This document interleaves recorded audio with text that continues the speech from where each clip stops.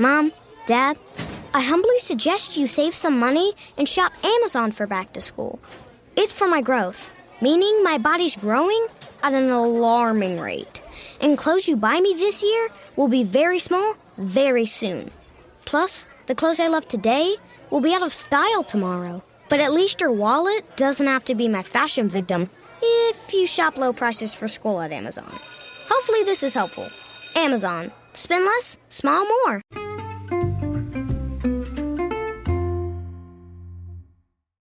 Hi, everybody, and welcome to the Dr. Psych Mom Show. Today, I'm going to talk about when you get triggered by life choices that other people make that do not directly impact you and how to think about that to give yourself some clarity on why you feel triggered. And before we get to that, please do subscribe. Most recent subscriber episode was the idea of the newborn adult and the newborn parent and the newborn partner. If that sounds interesting to you, then subscribe. You get that and 165 other awesome episodes.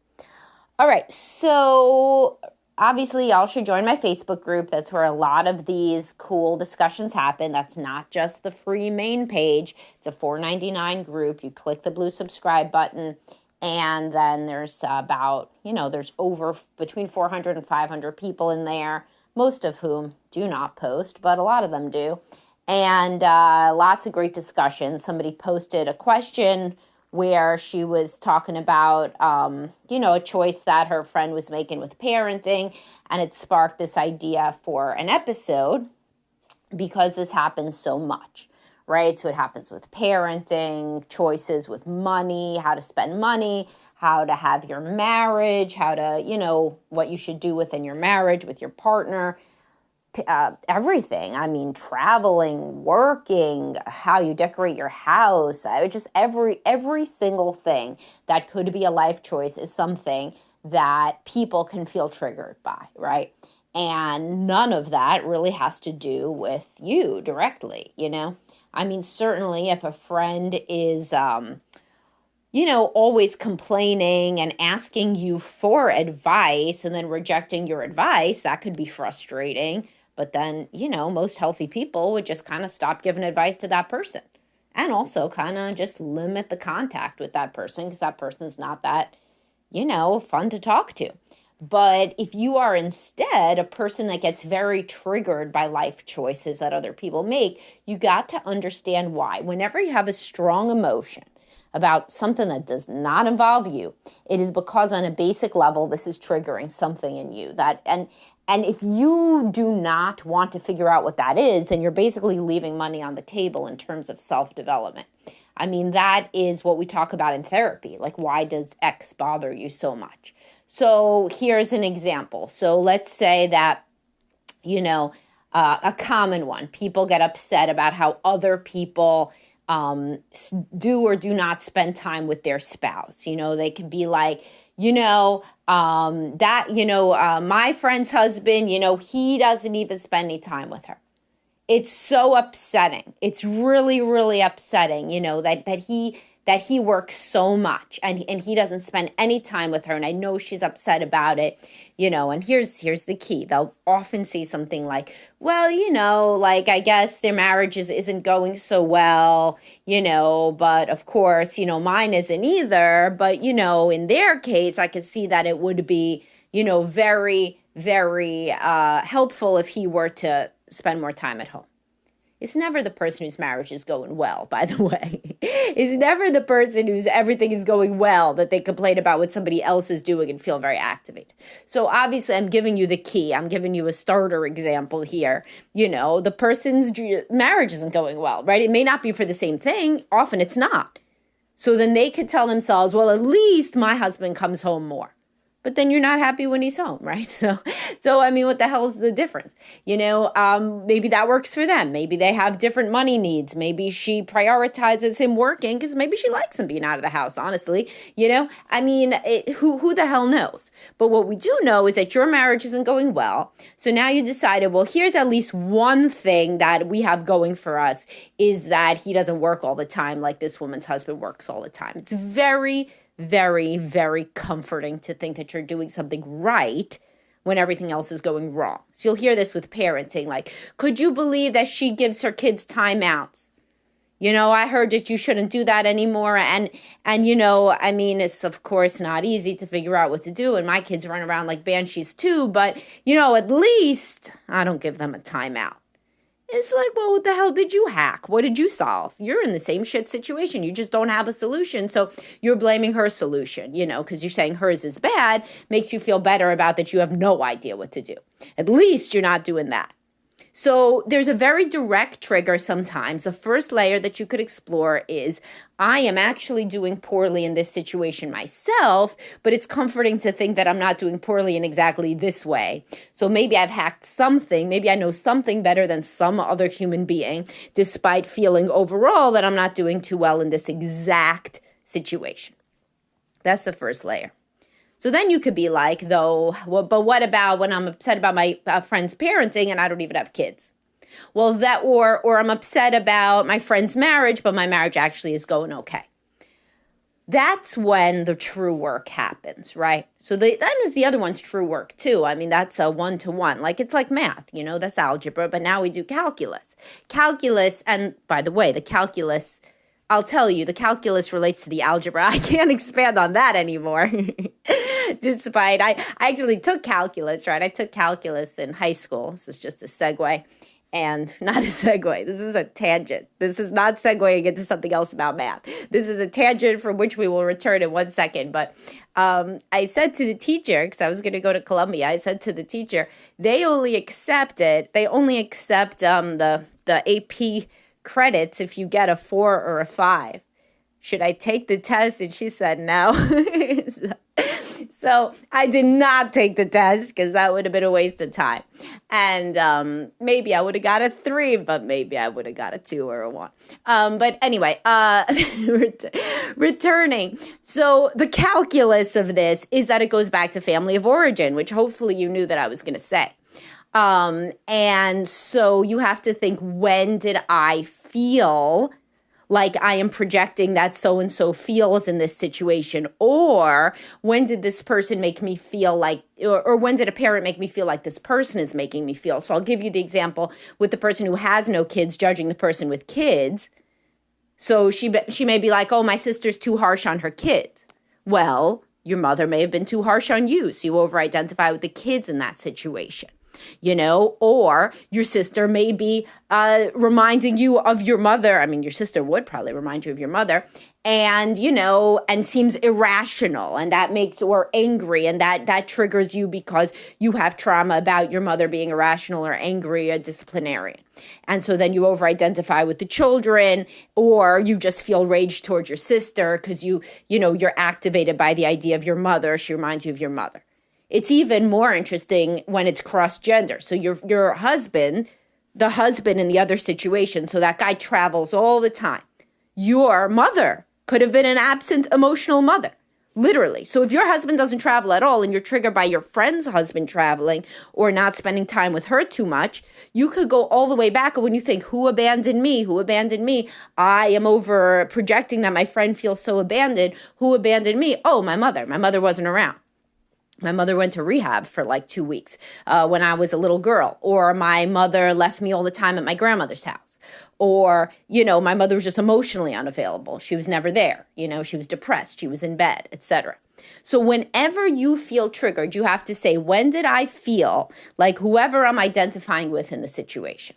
Sometimes it's the other way. Sometimes it's that you want to feel good about yourself. Things are going badly. So you think, at least I can find one way that I'm good and I'm not like this person. But sometimes it's because you found somebody, a victim in the situation, and you're identifying with the victim. And it's completely has to do with you. So this is not, for example, a situation where your friend, like your sister in this situation, you're child-free, but your sister is like literally beating her kids in front of you. Well, no shit, you're going to be mad about that. You're going to intervene. You may call Child Protective Services. Who knows what you do?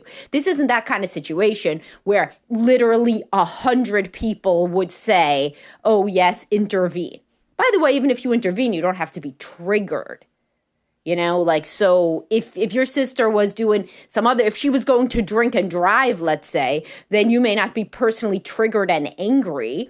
You would take the keys and talk to her husband about her drinking or whatever, but you may not respond the same way to every bad, dangerous thing your sister did. There's some things that are going to trigger you more than other things. If you felt abandoned as a kid, or you felt that your mother yelled at you too much as a kid, or you felt it criticized all the time, and then your sister's doing the same thing to her kids, so her kid comes into the room and your sister says, oh, you didn't wash your face. Look, you look like a mess, right? And you feel rage at your sister, then you got to interrogate why. It's almost always because something like that happened to you. It doesn't have to be exactly the same thing. It's just the feeling. It's not the letter of the law. It's the spirit of the law. So this can really help you, and it can really, really help you with your partner as well, because your partner is going to do things, and your kids too. People in your immediate family are going to do things that trigger you. And if you figure out why you are triggered, instead of just saying that somehow you're right and they're wrong and everybody would be so angry. No, everybody wouldn't be so angry. You're so angry. So figure out why you are so angry. So when your husband leaves the stuff out, that he was making lunches and then he didn't put the stuff away, like you think he should, or he didn't, cap the mustard or put the bread back the way that you would, and you feel suffused with rage. Not everybody would feel like that. So you got to think about, why do you feel like that, and why? So, think about it. You can pause it, or you could put in your own thing that your spouse does that suffuses you with rage, right? So in this situation, a common one is, a couple of common ones that you could think about. One, you feel like he doesn't respect you, right? So then it goes deeper. So then who doesn't respect you growing up? Who just did whatever they wanted? Did you have a sibling do whatever they wanted, violate your rights, take your shit all the time? Often, by the way, when you're going back, don't only look at parents, look at siblings too. Siblings are a real factor, right? So if you were a girl and your sister was always taking your clothes and then returning them dirty and holes in them and stain, then this would be triggering that. Putting away all the shit bad, and then it's going to be not usable because all the mustard dries out or whatever, and that makes you feel back like you did when your boundaries were violated and your things were taken and you got no respect, right? So that could be one. Or it could be even deeper than that. It could just be a total lack of respect in your house. A parent didn't treat you with respect, and then you think that your husband's not treating you with respect, right? So that's how you interpret it. But then let's say the guy has ADHD. And you go to couples counseling. We're talking about his ADHD, and it's like there's like a 0% chance that he could remember how to put away the bread. He's never put away the bread right. In fact, he gets reprimanded at work all the time for stupid, careless errors endemic to ADHD. If you see it as something totally different than what it is, and he's like, no, it's not that I don't respect you at all. It's almost like I'm in a fog. I don't even remember making the sandwich. Of course I respect you. You're the person who keeps our family together. You keep everything moving. What would I do without you, right? And that could be like a totally big epiphany in marital therapy. My God, it has nothing to do with him not respecting me. This is my own stuff about not being respected that I have to work through. And then we could put plans in place for how he deals with the bread, but at least it's not going to be a personal trigger to me. Or the woman talking with her therapist about her sister. She doesn't have kids, but she's so triggered by her sister. Why? Well, she probably has unresolved stuff about a parent yelling or being harsh or what have you. So this is what we do in therapy, and you could try to do it yourself too. And that's very useful to introspect and to figure out why you feel these really kind of illogical, when you look at it, feelings of anger, because this situation has no impact on you. So whenever a situation doesn't directly impact you, but you feel the same level of feeling as you would if it did impact you, then you have to think about it. Or, like with the bread thing. So a lot of women would say, no, every single woman would be that upset about the bread. And then when we talk about it in therapy, it's like, no, they wouldn't. And like they literally wouldn't. And people don't know that. I just did a little video about people asking their therapist what normal is. That's a very big part of therapy. If you grew up in a dysfunctional home, you just don't know. You don't know what normal or healthy looks like. So you may think it's normal for, if your husband puts the bread away wrong, to go into the bedroom, wake him up, turn the light on and say, fuck you, you don't respect me, you leave our house like shit. If that's the stuff that happened in your house growing up, well, of course. Of course you think that's normal. And then when you would mention that in therapy, the therapist would say, wait, what happened? Oh, that's usually, that's a super huge reaction, right? Like, did that used to happen to you? Like, where did you get that reaction from? Where did you get the idea that that would be an appropriate response? And the person's like, well, he disrespected me. Oh, maybe you didn't hear. He disrespected me, you see, with the bread. And they're like, no, I heard you, but that is not a usual reaction. Tell me about how this happened to you. And they'd be like, no, that happened all the time.